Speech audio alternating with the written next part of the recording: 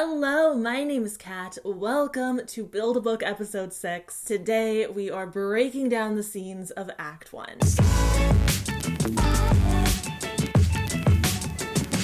Alright, so thus far we have been working on this project with kind of a broader scope. You know, looking at the shape of the story overall, figuring out the main plots and character arcs, working out the dual point of view and the series potential. But today we are going to narrow our scope a little bit. Instead of looking at the whole book, we are focusing on just Act 1 and breaking down scene by scene what's gonna happen. And there are a few fairly large changes I need to make. For starters, I am rewriting chapter 1 again. And also, I've been thinking a bit about the sequence of events, and there are a few things that aren't quite adding up logistically. Basically, what we currently start with is Charlie wakes up, her tattoo hurts, her life sucks. Tattoo hurts. Life sucks. Hotel, Trivago. And then she gets a phone call that Penny is dead. And only after that does Penny actually make an appearance. But when you think about it for more than 2 seconds,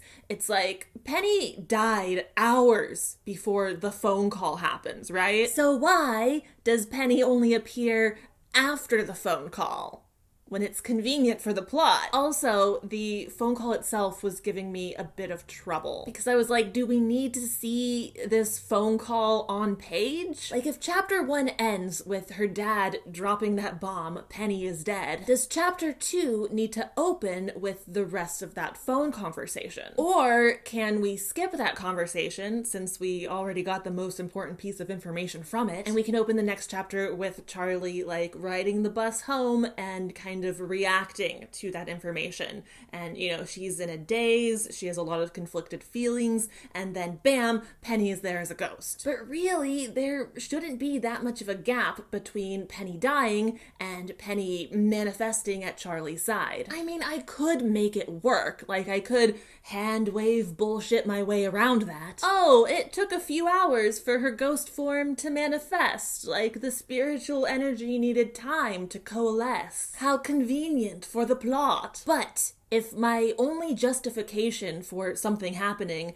is plot reasons, it's because it's convenient for me, the author, that's not a good reason. I need to do better. There's your quick writing tip for the day. Really consider every decision you make so you can defend it and justify it. Ask yourself if your story needs to happen exactly this way for a justifiable reason, or is it just because? That is how I landed on that great plot twist in The Chosen One's Girlfriend. You know, that short story that I wrote and read to you a couple years ago. Oh, it was like 5 years ago, actually, wasn't it? Ugh. I'll link it in the description. I'm still really proud of that short story. But there was a point where I was like, yeah, the vampires could kidnap her for vague vampire reasons. That's just what vampires do. Or I could give them a cool motive, a real reason to kidnap her. So I did, and I love that plot twist. I think it's super fun. But anyways, I was thinking that maybe instead of Charlie getting the news that Penny died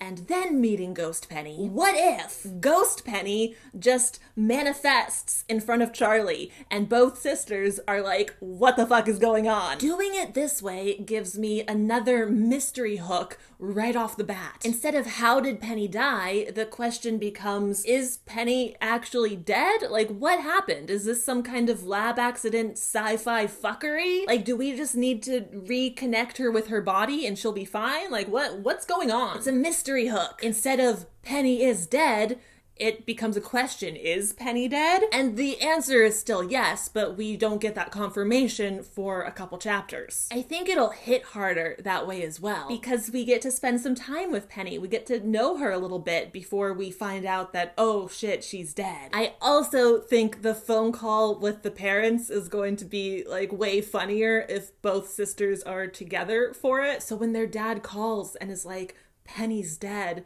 Charlie is like, okay, and their dad is like confused by Charlie's reaction, and Penny is there feeding her lines. Tell him you knew because of twin intuition. Yeah, it was twin intuition. Somehow I just knew what happened. So Penny and Charlie being together during this phone call is gonna be way more fun than just Charlie receiving this horrible news by herself, right? When in doubt, err on the side of comedy. That's my motto. Also, I was originally planning to have the girls go on a bit of a heist at the midpoint, at the funeral. I talked about this in the Patreon exclusive video where I expanded the outline. Basically, Penny needs to see her body and confirm that she's actually dead. Because she's in denial at first. She's convinced that she's just in a coma, and if she can like reconnect with her body, she'll wake up and be fine. But upon further consideration, I think the midpoint is a little bit too late for that. Like, it doesn't make sense that she would be in denial for that long. So I need her to accept that she's dead while we're still in Act 1, like before we find out it's murder. So when their parents call and are like, Penny's dead, they are on their way to the morgue to see the body. So it makes sense for the girls to join them then. And after that, after they confirm that Penny is for real dead, that is when they break into the lab and try to get at Penny's unfinished business and discover it was murder, and that, you know, kicks us off in Act 2. So,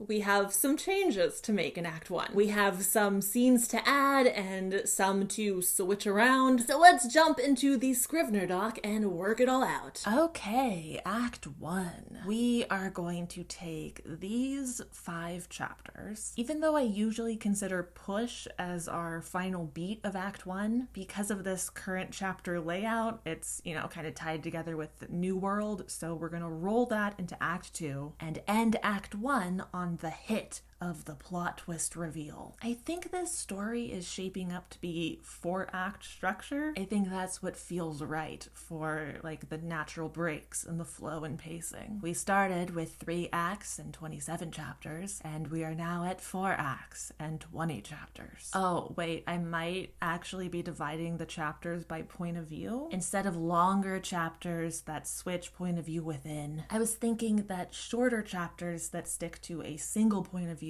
would suit the story better and, you know, give us a faster pace. So we're gonna end up with at least 40 chapters, maybe more. I don't know quite how the middle is going to divide out yet, scene-wise, but it'll probably be more if we're doing the shorter chapters. And we're keeping these chapters short. Like, since there's at least 40 of them now, we want them to be like under 2,000 words. That's the goal. I told y'all I start every story with 27 chapters and end every story with not 27 chapters. Anyways, unimportant. There's a million things I haven't done. So, chapter 1, Charlie's point of view of the intro and leading us into the inciting incident. And as for the current 0 draft, we are going to essentially toss it and rewrite it from scratch. I was thinking about first chapters, and generally there's a quote-unquote rule that you don't want to open a book with a character waking up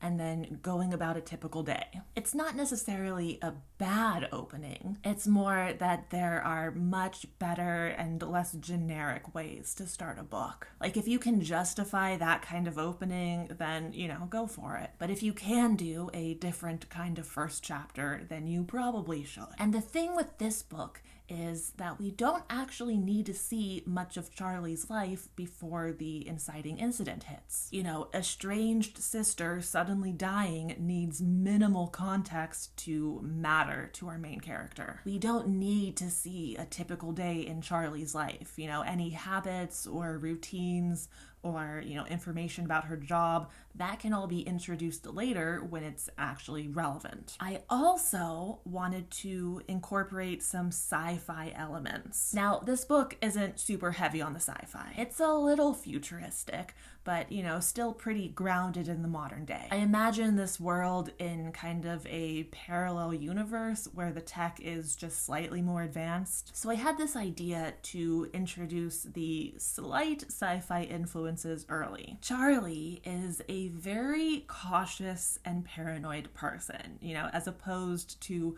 reckless, brash Penny. And Charlie cares about her family above everything, relationships over ambition, whereas Penny is ambition over relationships. So Charlie, hacker computer genius Charlie, would absolutely want some way to keep tabs on her people. So I was thinking that she probably has some kind of tracking and monitoring devices for her family members. Like, she insisted that they all get microchipped, like wayward pets. There's a human trafficking epidemic. Do you really want to risk not being microchipped when you get abducted? This is where the tech is a little futuristic, because that's not how current microchips work. But in this world, they do work like that. Charlie and Penny probably created them together or something. So we can establish that little bit of sci-fi in the form of advanced tech, with the microchips and probably Charlie's computer system. So the chapter opens with Charlie waking up to emergency alarms because Penny's chip has abruptly gone offline. And at first, Charlie is like, skeptical. Like, this is probably Penny's latest dramatic attempt to get my attention and get me to talk to her again. But as she is looking into what happened and, trying to hack the cameras around where Penny is and briefly reflecting on their estrangement, she grows increasingly concerned that maybe this wasn't intentional. Maybe something bad has happened and Penny is legitimately injured or in trouble. And then she is hit with a wave of pain in her arm. Her tattoo is hurting for some reason, and her computer starts randomly glitching out, and then bam, Penny is suddenly right there in the middle of Charlie's room, looking all faded and transparent like a ghost. Chapter 2. Penny's point of view. Penny has suddenly popped into existence in Charlie's room, and Charlie is immediately like,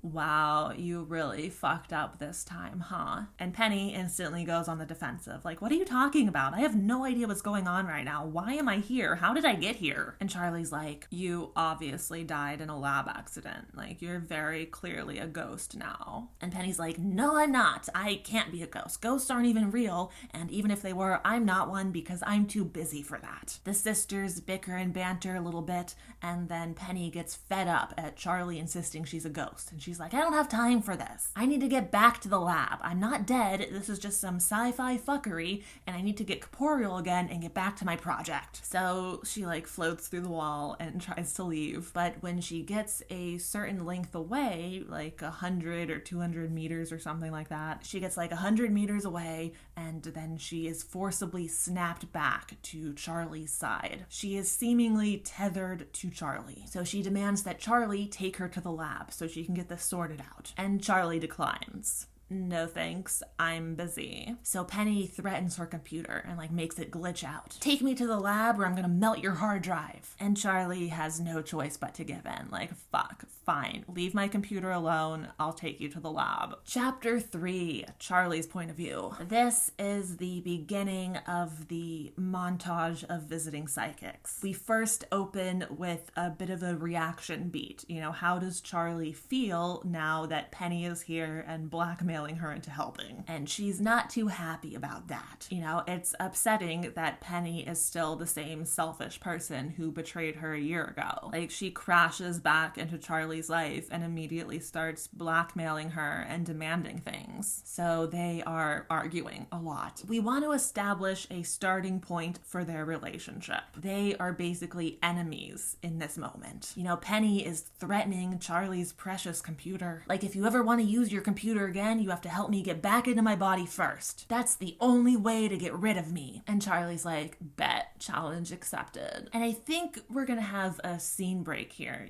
pick it up when we visit the first psychic. And we'll have a fun little scene where Charlie is trying to get the psychic to exercise her tattoo while occasionally trading snarky comments with the empty air next to her, seemingly. And it'll get to a point where the psychic gets annoyed and is like, is this some sort of prank? You're making a mockery of my art. Get out, you wretched child, out! And unceremoniously kicks her out. Chapter 4, back in Penny's point of view, we continue our little montage of visiting psychics. And these are going to be super short scenes of various unhelpful psychics that drive Penny into a meltdown, basically. And we're gonna build this like a 5+1 try-fail cycle. And as we visit these psychics, the sisters will continue to argue. You know, Penny keeps trying various methods to get Charlie to stop this nonsense and actually help her, and the tension between them builds and builds until it snaps. Their argument reaches a peak.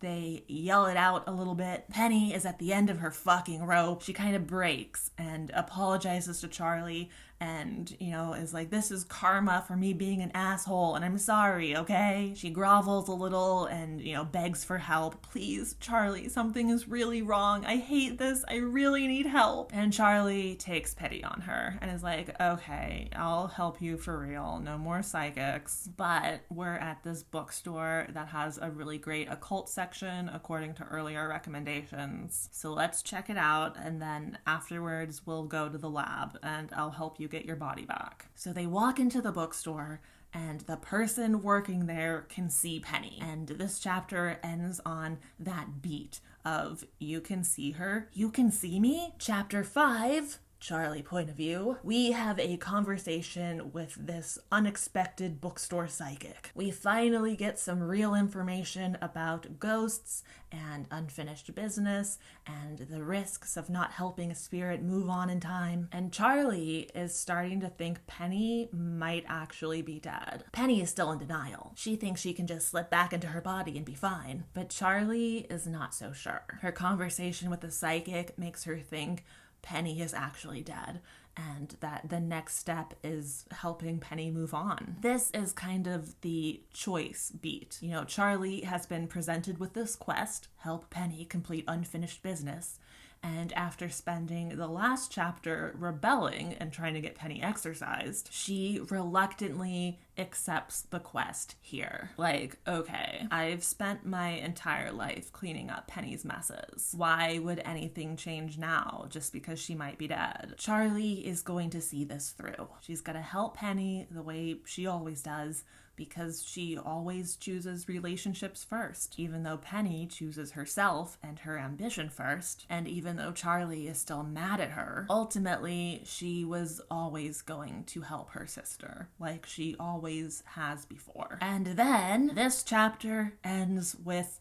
the phone call. Finally, back to the phone call. Dad calls and says that Penny is dead. And we move into chapter 6 and Penny's point of view. We open with the phone call. Dad has just dropped the bomb that Penny is dead. And of course, Penny is freaking out. She's like feeding Charlie lines. Ask him how it happened. Ask him if I'm brain dead. Ask him if my body is still in one piece. I'm not asking him that. Ask him! Is Penny's body intact, or like, is it in more than one piece? Jesus Christ, Charlotte. Like, he's a murder mystery author, but even he is like, that's a bit morbid for the first thing you ask when you find out your twin sister is dead. So yeah, we get like some phone call shenanigans here. Penny is progressively freaking out more and more, you know, having another meltdown because she has no chill. And at this point, she's still kind of in denial. Like, she's not gonna really believe it until she sees it. So when her parents are like, we're going to the morgue, do you want to come along? Penny's like, say yes! And Charlie's like, yes, can you pick me up on the way? Then we'll have a beat of the sisters talking a little bit. You know, they debate what's really happening. Is she really dead? While they wait for the parents to show up. And then the parents arrive and they can't see Penny either. So we end this chapter on kind of a sad note. Like, Charlie is hugging her parents and they're all crying and in mourning, and Penny is like floating off to the side watching, and it's really starting to sink in that she might actually be dead. Chapter 7, Charlie's perspective as her and her parents go to the morgue. We want to have a beat here in the car, I think, because we want to meet the parents a little bit. They're not major characters in this book, but they will come into play again near the midpoint. At the funeral, there's going to be at least a scene or two with them there, and probably they will be some of the allies that we rally in that convergence chapter. So we want to briefly introduce them and show what the family dynamic is like a little bit. We then arrive at the morgue and have Charlie's perspective of seeing Penny's body and confirming that yes, she is definitely dead. Chapter 8, back in Penny's point of view. Penny's perspective of encountering her body and realizing like, oh my gosh, she's fucking dead. I kind of had this idea to do something with like the 5 stages of grief with Penny. Like in Penny's first point of view chapter, in chapter 2, she is in denial. In her second point of view chapter, she is angry. She has that meltdown and, she's pissed off about her situation. In chapter 6, she'll be bargaining. That's when the phone call happens and she's like trying to negotiate a way out of being dead. So in this chapter, the stage she is in is depression. She is confronted with her dead body, and it's the worst kind of reality check. So she's moping and, thinking about her project and all the things she'll never get to do now that she's dead. And, she's the epitome of depression. But then she gets an idea about her project, and she persuades Charlie to finally take her to the lab because she has a great plan. Chapter 9, we're back in Charlie's point of view. We head to the lab and we essentially break in. We have some twin hijinks here because Charlie has to disguise herself as Penny to get past security. It's an ill-conceived plan because Penny literally died here a few hours ago. But the system probably hasn't been updated yet, so whatever, just get me in and get me to my project. So they break in and we get to see Charlie's impression of the lab and how she has complicated feelings about this place. This is the place that stole her sister twice. First, when Penny chose the academy over her, and second, when Penny died here. But they get in, and we'll probably have a funny encounter or two with Charlie having to kind of con her way in and act like Penny to get in. But we make it through security, we make it to the lab, and we get to Penny's project. Chapter 10, Penny's point of view. Instead of the 5th stage of grief, acceptance, Penny has decided to go in a different direction. Something along the lines of manic denial. She doubles down on her denial, essentially. Or maybe she kind of accepts it, but she just barrels on ahead like it doesn't change anything. Because her project is an android, and she's convinced that she can possess it and basically have a body again. One that is even better than her fragile human body. She wants her high-tech robot body, and she wants it now. This is where we learn a little bit more about her project and her goals. Penny is kind of obsessed with immortality. Ever since she lost her hand in a lab accident when she was 16, it terrified her, the fragility of human life. And she has been obsessed with creating a robot body so she can live forever as a machine long after her mortal body gives out. And this is a little ahead of schedule. She thought she would have a few more decades at least with her mortal body, but needs must. So she gets to her project, her android body, and she tries to possess it and merge with it. But just like all the other electronics she's encountered thus far, it doesn't work because her ghostly presence makes everything electronic glitch out. So instead of possessing it, she basically melts the hard drive and destroys it instead, and sets herself way back by damaging the project severely. Now Charlie really has the work of unfinished business cut out for her, since she basically has to rebuild a bunch of what Penny just destroyed. And the chapter ends with them getting caught by the mentor figure. The direct supervisor in the lab walks in and sees Charlie and looks at her horrified like she's seen a ghost. And the girls are like, oh shit, busted. Chapter 11, Charlie's point of view. She tells the mentor who she is. I'm Penny's sister. I'm here to finish her project because it's what she would have wanted. How would you know that? Trust me, I'm very sure she wants me to finish her project. She tries to convince the mentor to let her stay. The mentor is like, that's above my pay grade. You have to convince the headmaster. So Charlie meets with him. Instead of a more traditional exam to like see if you're qualified, I wanted to make this more of a diplomacy thing. You know, it's a negotiation rather than a multiple choice test. Because Charlie was already admitted to the program, like we know she's qualified. So really, they just have a conversation about why Charlie declined her spot in the program a year ago. And this is where the final piece of the betrayal estrangement mystery is revealed and addressed. We learn what exactly went down between the sisters a year ago to cause the estrangement. Charlie is like, I couldn't accept a place here without my sister, yet your sister accepted a place here. Yeah, we're very different people. Charlie and the headmaster kind of challenge each other a little bit, maybe. You know, maybe I'll have them play like a game of chess while they talk it out or something. Genius versus genius. Charlie wants to ask him, like, why did you invite me and not her? And then invite her after I said no. You know, she's wondering, was this some kind of test or experiment? Is this a game to you? And he counters with like, why did neither of you ask if you could attend together as a team? You've never accepted a team in the past. There's a first time for everything. Okay, so he's kind of a manipulative asshole. And she doesn't say that, but like she thinks it. Well, I'm asking now. Can I take over my sister's spot for the last 2 weeks of the program? And ultimately, he says yes. The headmaster agrees to let Charlie take over Penny's spot to finish her project. And finally, chapter 12, Penny's point of view. Meanwhile, because I don't think Penny sits in for that convo. Like, she's tethered to Charlie, but she has a leash of like 100 meters.